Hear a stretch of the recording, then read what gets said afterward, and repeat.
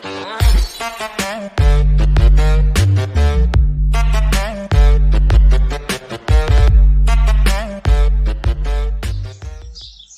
વિદ્યાર્થી મિત્રો, વીડી education YouTube ચેનલમાં તમારું હાર્દિક સ્વાગત છે।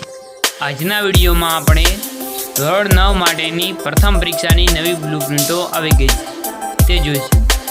જો તમને વિડીયો ગમે તો લાઈક કરો અને તમારા મિત્રોને શેર કરો।